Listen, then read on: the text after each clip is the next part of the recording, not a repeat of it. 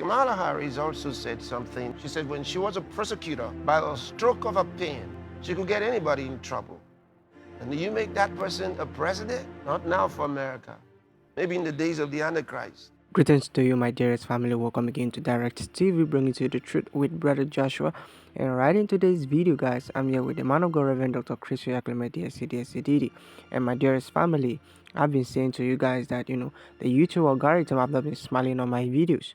So, because of this, I will always say, for those of you who are always watching my videos and you are inspired, always do well, please do well to subscribe and turn on your notification bell, very very important, so that whenever I bring any video, you can easily have access to it, or it can get to you. Okay, so right in today's video, guys, your love word day 3 with the man of God, Reverend Dr. Chris, he shared something quite vital, or he also talked about some vital informations that all of us need to know, because most of us don't even know what's going on in the world. Okay, so part of it is about Kamala Harris, Klaus Swab, the World Economic Forum, and the cities that the 40 cities that Pastor talk about. Okay, so before we dive into the video, guys, for those of you coming new to my channel, hit the subscribe button, like to this video. Watch this. In fact, Kamala Harris also said something very close. She said when she was a prosecutor, by a stroke of a pen, she could get anybody in trouble. And it's a charge. She charges you with an offense, and then you will now have to spend money, get lawyers. You see it? You have to do all that running around. All that will cost you time and money and, of course, frustrations. And later on, she says in 2 weeks, she can decide to withdraw the case. But by then, she's already punished you. She was talking about how much power she wielded as a prosecutor. And you make that person a president who's trained in abusing power?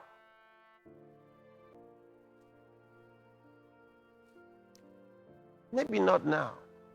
See that? Not now for America.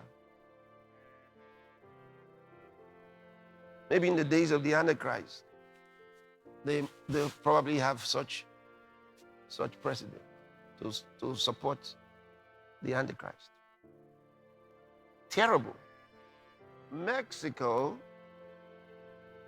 a neighboring country to the United States, banned corn from the United States.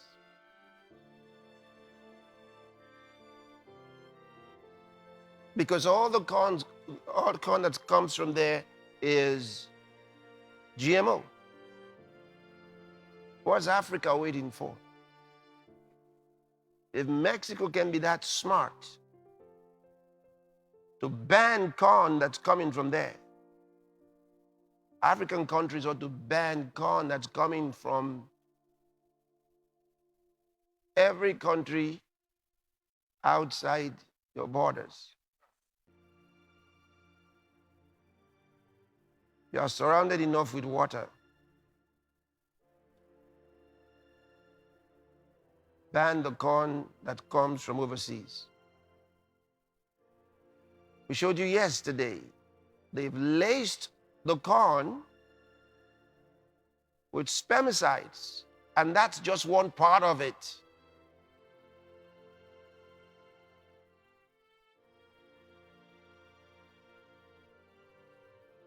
And I pray that our politicians, our political leaders will take these things seriously. Seriously. Because you may do what you do today. You may take actions out of fear or because you want money, either for yourself or for your state or for your country, whatever it is. But the day will come when your conscience will not be able to rest or sleep at night. Because on that occasion, you'll be hearing the cries of children. The cries of the dead, you cannot rest. Listen, I deal with a lot of people. There are many who cannot rest because of these evils that they've done. They cannot rest. And God often allows them to live even longer so they can suffer a lot.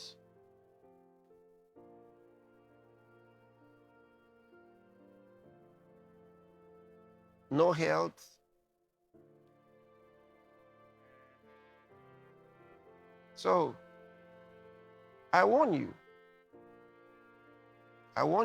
use your opportunity, your privilege in office to do good, to make the right decisions for your people. For your people. It doesn't matter who are those that supported you to get into office. God's not going to hold them responsible. He's going to hold you responsible because you're in office.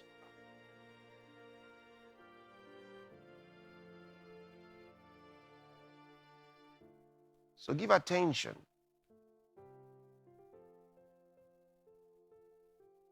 to the right advice today.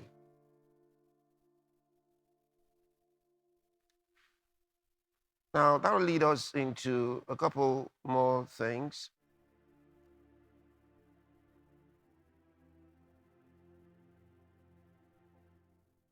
We did mention yesterday and day before yesterday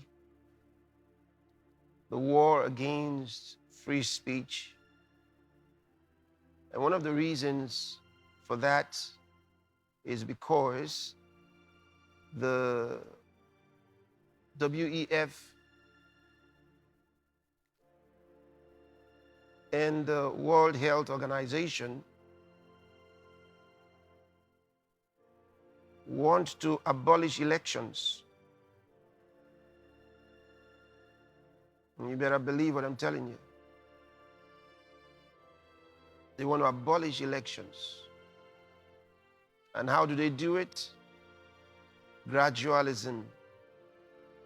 Only that they don't like the process being too slow. For example, the advice that they're giving to some countries to form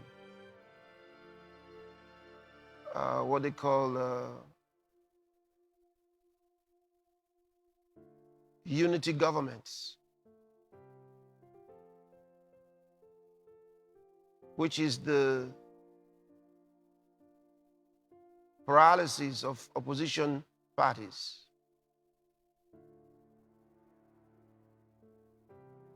It's a sign. So when both sides that normally have very different ideologies all come together to form a unity government,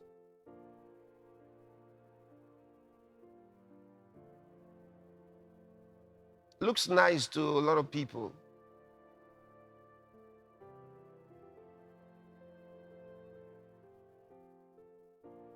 Is it a good sign? It's not a good sign. Because they didn't change their ideologies. How did they manage to agree together?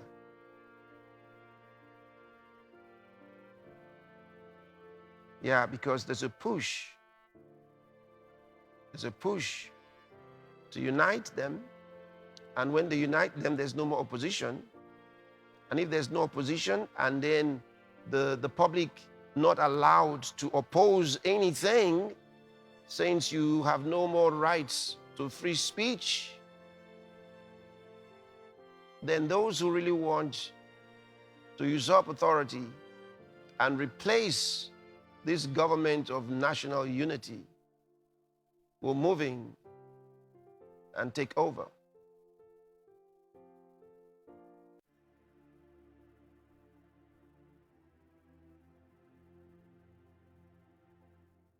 So you do have some countries who have settled for government of national unity.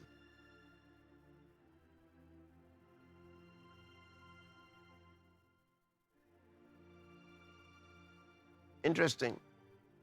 Sounds nice. But it's a bad idea as long as their ideas are not the same.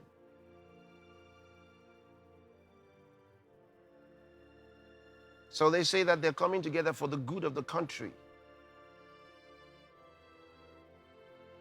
Looks very positive. But who are the advisors?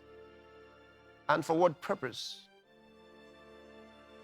And who else are they answering to? And why are they against free speech? Because in all such places, they start taking actions against free speech.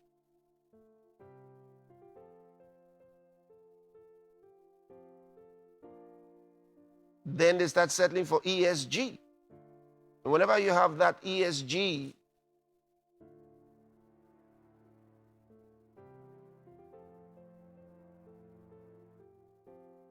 it's a bad sign.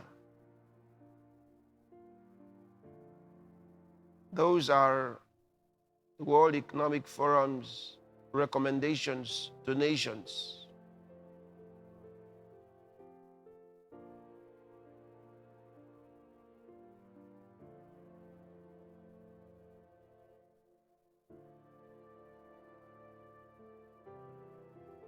And they emphasize, and one of the things I want you to observe in the GNU, the Government of National Unity, they emphasize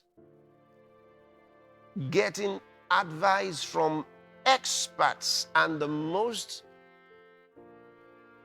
intelligent and gifted people in their country. What does that mean? Who measures this level of intelligence and gifting? What they're suggesting to you is technocracy. That's what they're suggesting to you. And that is the vision of the World Economic Forum and the sister organization, United Nations Organization.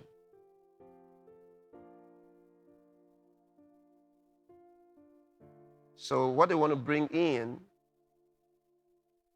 is technocracy.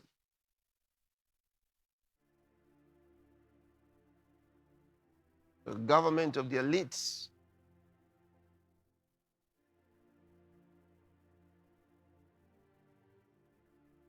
That would have been nice if these were not kleptocrats, which most are.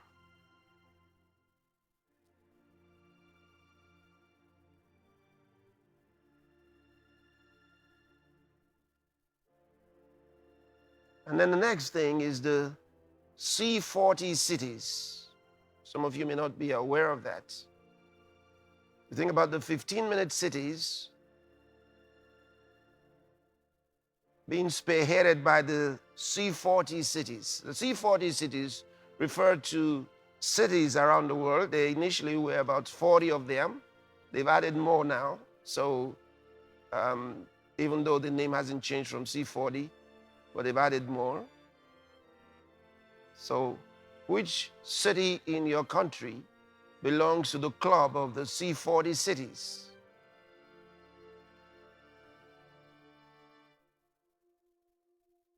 Their policies stand for imprisonment and impoverishment. Ever heard the slogan? You'll have nothing, but you'll be happy.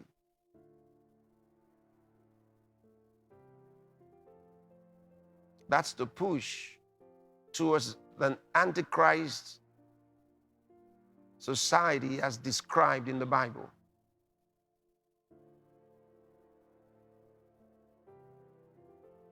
That's the promise of the Antichrist. You'll have nothing and you'll be happy. That's his promise. When you read the book of Revelation, you'll understand. And that's why God's people have to remember the words of Jesus when he said, watch and pray. You have to be watchful. And tonight I'm going to share with you on prayer with respect to these situations.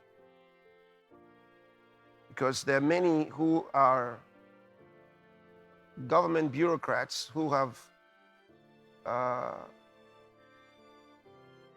who are committing what we call a conspiracy of silence.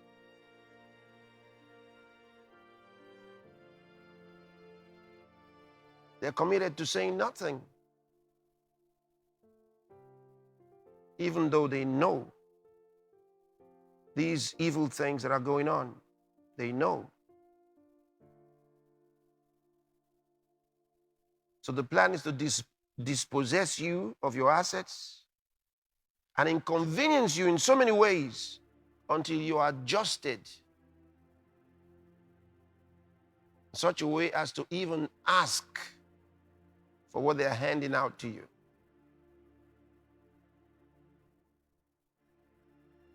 There's so much inconvenience in many cities to drive your car today that it seems easier to go without your car. What are they doing?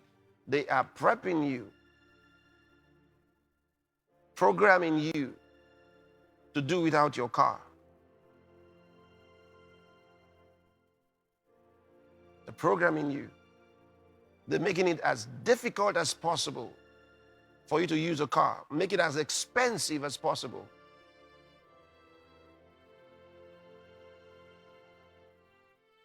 But the car is just one of them. There are other things. There are other things. So they make life so difficult for you until you give up and accept the kind of life they want you to live as slaves under them. Because they will run the government that they are planning to install. They will run that government. And since they will abolish elections, you can't remove them. So they become permanent. So they're creating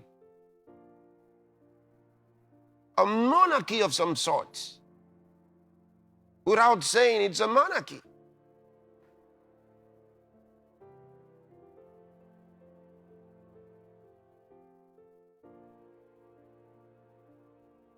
So imagine a world where Klaus Swab becomes king and Guterres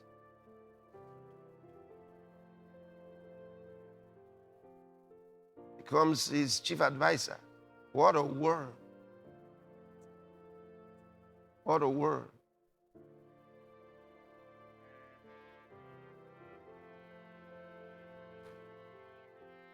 What a world. But if you're not watchful, you won't realize that that's actually what they want. That's what they want. But they are not about to get it. I have news for them. They're not about to get what they want. This is not their day. This is not their day. This is an effort in vain. It's an effort in vain. There you have it, my dearest family, with the man of God, Reverend Dr. Chris. So, you've heard the several warning that he has given to us concerning some of these things that is going on.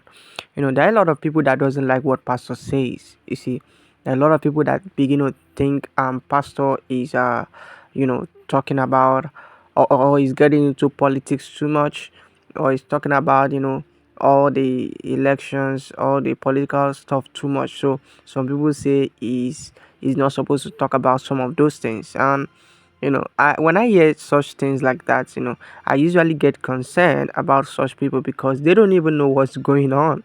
All right. If not for, the fact that the man of God, Reverend Dr. Chris, stood up, you know, for during, those lockdown period, many of us will still be in the lockdown till now. I'm telling you the truth. All right. Because even those guys, they know these things. They know what they heard, what pastor says. So they have been watching pastor. So is that a joke? Okay. So if you think what the man of God Pastor Chris is doing is, trying to get into politics too much, I really believe you need to think twice, because you don't know the world that we are in. These are the last days. Thank you so much, guys, for watching today's video, guys, and I would love to see my next video. For those of you come newly to my channel, hit the subscribe button, like today's video, guys. I'll see you in my next video. Bye.